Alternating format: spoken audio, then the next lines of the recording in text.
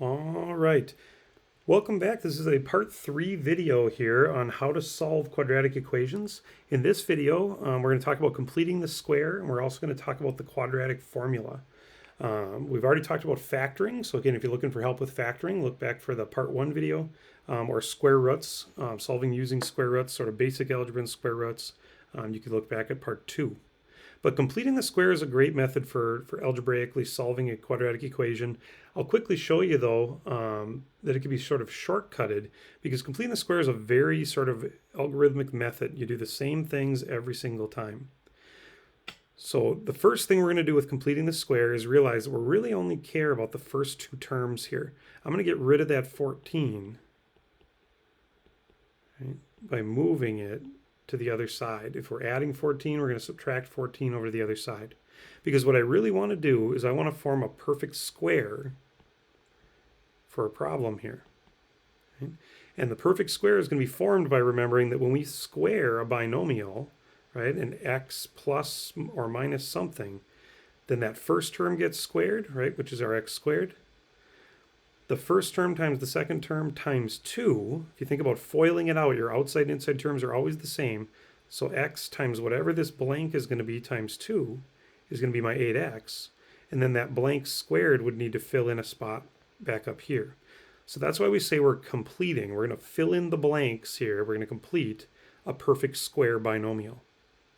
Well, in that case, like we said, the middle term is basically, right, 8x is basically 2 times x times some term. And if we take away the x's and we divide away the 2, I would say that that needs to be a 4. 4 times x times 2 is going to be 8x.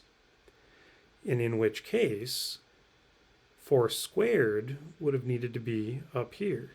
Now we know that x squared plus 8x plus 16, again, would factor to x plus 4 times x plus 4. If we took a look at it, multiplies to 16, well, 4 and 4. Adds to 8 would be 4 and 4. We get that x plus 4 quantity squared. But remember, we can't just add something to the left side of an equation.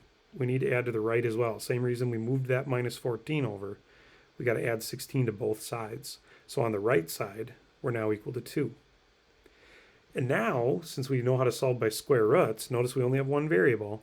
Now would be the perfect time to go ahead and take the square root on both sides. So we're going to say x plus 4 equal to plus or minus the square root of 2, and then subtract 4. And again, to keep our numbers exact, I'm just going to leave them like that.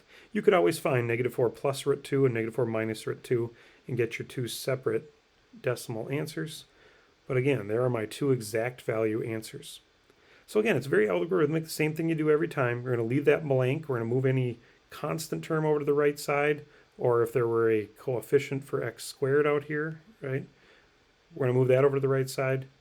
Such as, just to bring it up really quick, if we had a problem like this one underneath here, the first two steps I would take, I'm not going to walk all the way through this problem, but the first two steps I would take before trying to complete the square would be add 14 to the other side, and then I would also, and I got to divide by 9.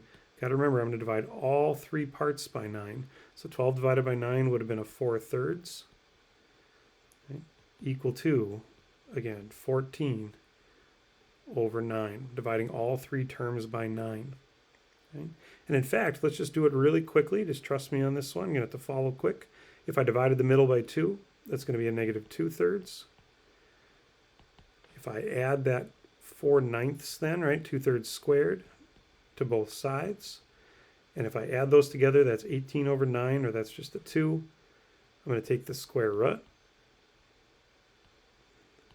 So that's plus or minus the square root of 2, and x will equal a positive 2/3 plus or minus the square root of 2. So again, you can see how fast completing the square can be once you get used to the steps to do that arithmetic.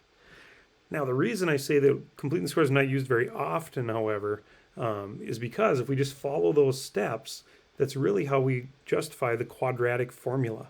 The quadratic formula is another way to solve quadratic equations, and it's really the complete the square method. It's just we start at the end and then just simplify a little bit. Really, we're going to get that same sort of looking equation where we got that 2/3 plus or minus, right? Or if we made it into one fraction, It would be a 2 plus or minus the square root of 2 all over. If we did a little common denominator, right, I'd have to multiply by a 3 here and a 3 there. So really 2 plus or minus 3 the square root of 2 all over 3. Okay?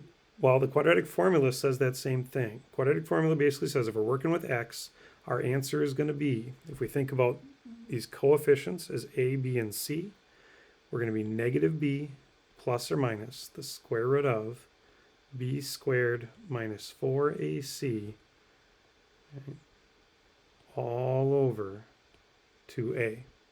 And all we have to do is plug our numbers in. So trying to solve this equation, I'm just going to say immediately x squared.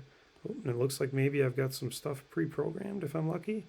I do. So I'm defining our three variables, right? And we're just going to plug our numbers in. So again, negative 6 was b, so I want negative of negative 6 on the outside here. Oops.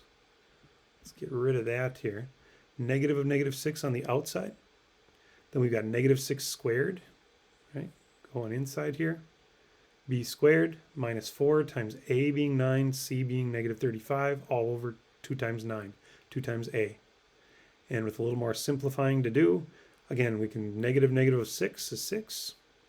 Inside the root, we find what we call the discriminant, 1296. Again, we can calculate that without having to take the root, but that tells me I'm going to get two real answers as well, right? Square root of a real number, square root of a positive number should give me two real answers. And again, over 18 on the bottom there.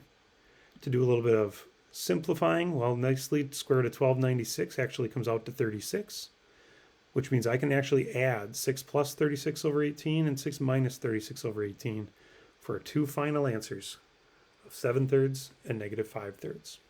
Again, quadratic formula is reasonably quick. It's just about doing a little arithmetic, a little bit of simplifying, but really a great method for solving equations.